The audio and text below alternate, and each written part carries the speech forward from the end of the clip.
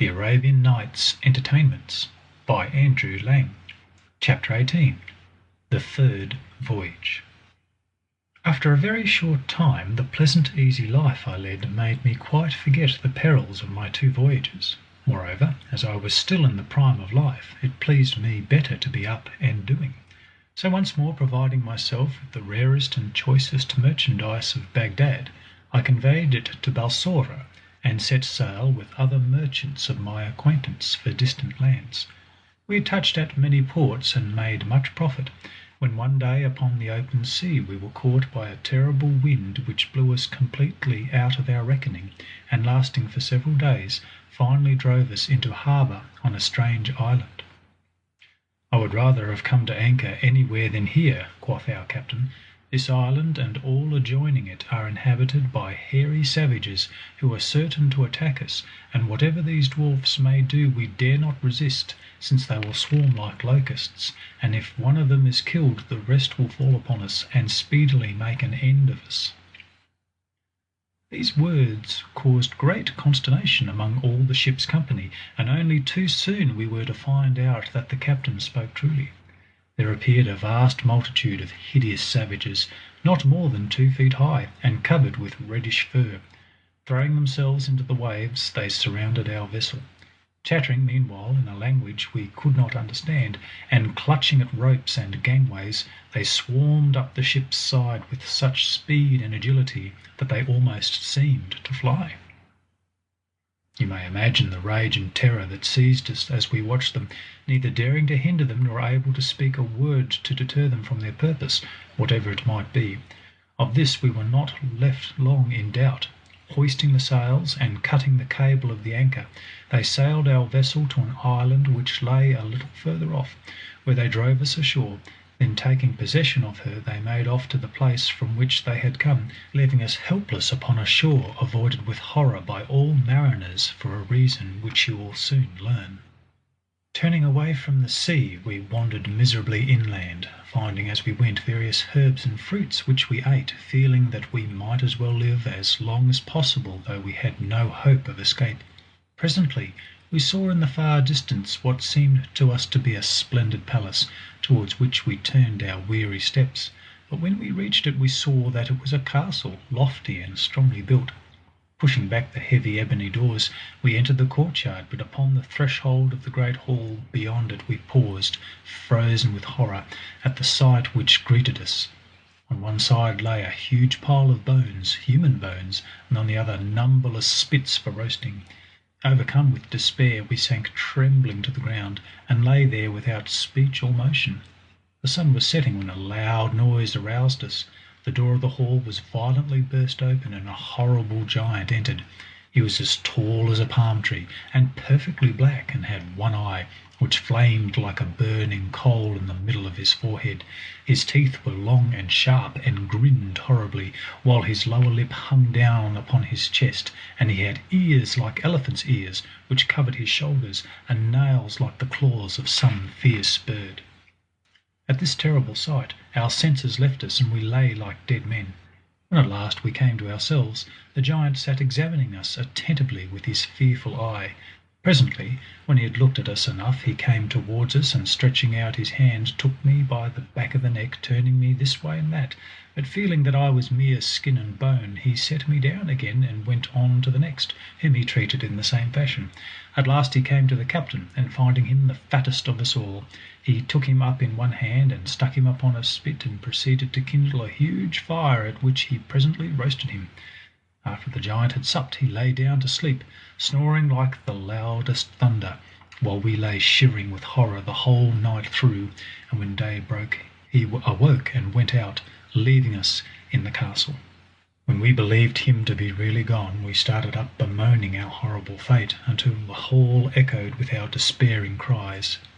Though we were many, and our enemy was alone, it did not occur to us to kill him, and indeed we should have found that a hard task, even if we had thought of it, and no plan could we devise to deliver ourselves. So at last, submitting to our sad fate, we spent the day in wandering up and down the island, eating such fruits as we could find, and when night came we returned to the castle, having sought in vain for any other place of shelter. At sunset the giant returned, supped upon one of our unhappy comrades, slept and snored till dawn, and then left us as before.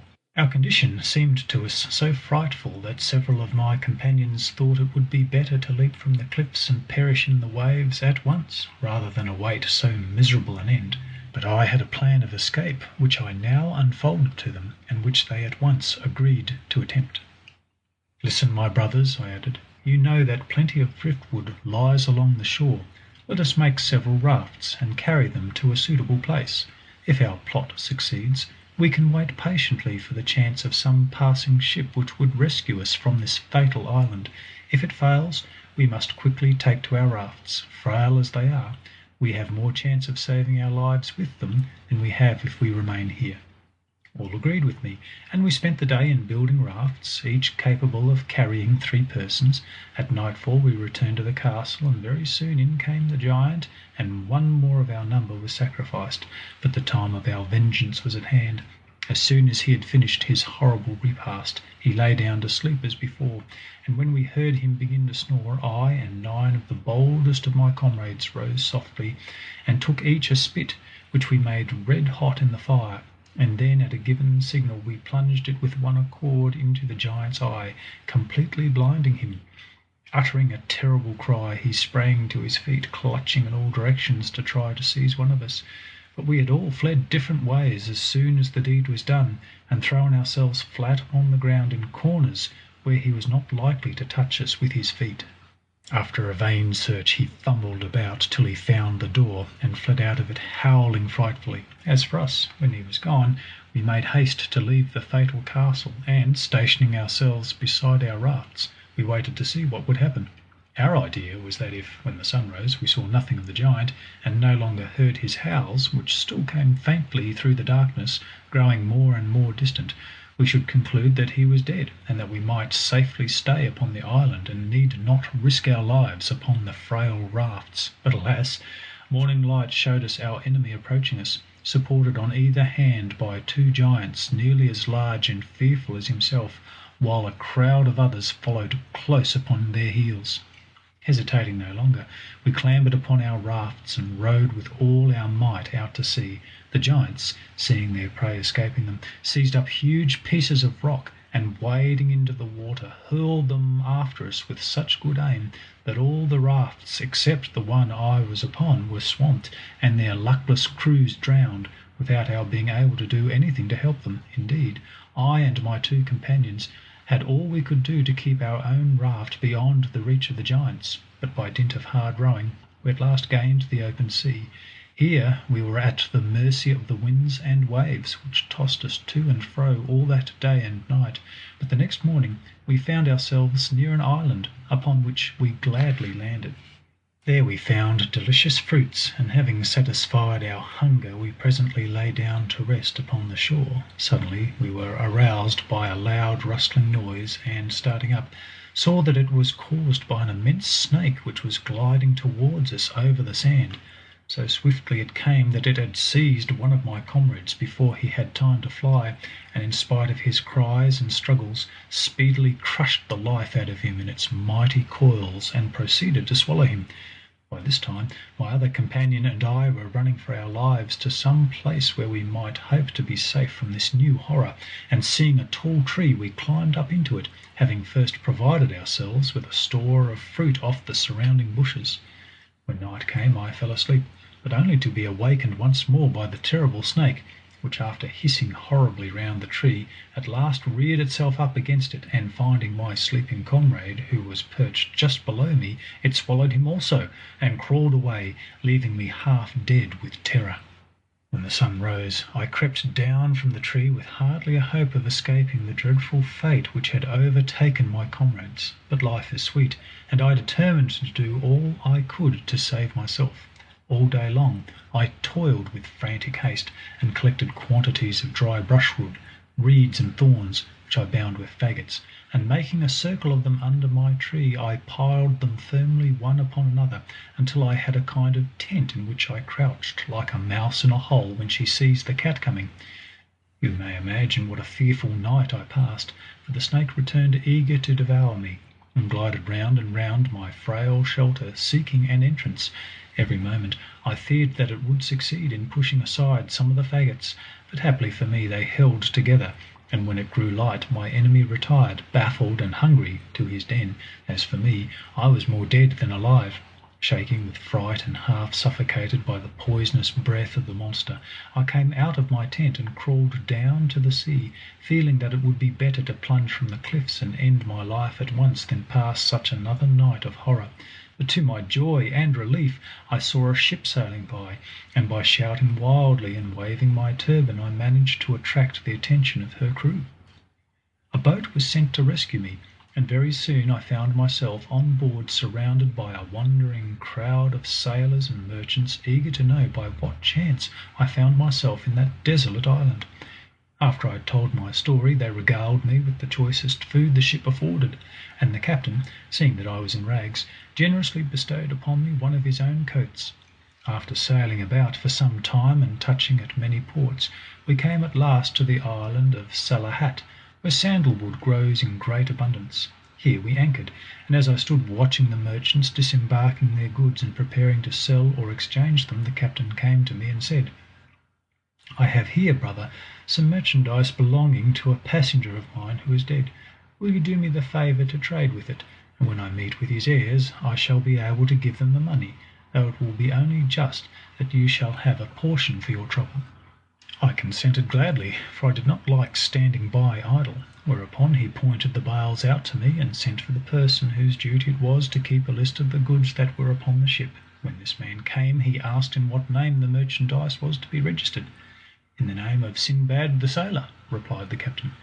At this I was greatly surprised, but looking carefully at him I recognized him to be the captain of the ship upon which I had made my second voyage, though he had altered much since that time. As for me, believing me to be dead, it was no wonder that he had not recognized me. "So, captain," said I, "the merchant who owned these bales was called Sinbad?" "Yes," he replied, "he was so named. He belonged to Baghdad and joined my ship at Balsora, but by mischance he was left behind upon a desert island where we had landed to fill up our water casks, and it was not until 4 hours later that he was missed. By that time the wind had freshened, and it was impossible to put back for him." "You suppose him to have perished then?" said I. "Alas, yes," he answered. "Why, captain," I cried, "look well at me. I am that Sinbad who fell asleep upon the island and awoke to find himself abandoned." The captain stared at me in amazement, but was presently convinced that I was indeed speaking the truth, and rejoiced greatly at my escape. "I am glad to have that piece of carelessness off my conscience at any rate," said he. "Now take your goods, and the profit I have made for you upon them, and may you prosper in future." I took them gratefully, and as we went from one island to another I laid in stores of cloves, cinnamon, and other spices. In one place I saw a tortoise which was 20 cubits long and as many broad, also a fish that was like a cow and had skin so thick that it was used to make shields. Another I saw that was like a camel in shape and colour. So by degrees we came back to Balsora, and I returned to Baghdad with so much money that I could not myself count it, besides treasures without end. I gave largely to the poor, and bought much land to add to what I already possessed, and thus ended my third voyage. When Sinbad had finished his story, he gave another 100 sequins to Hindbad, who then departed with the other guests. But next day, when they had all reassembled and the banquet was ended, their host continued his adventures. End of chapter 18.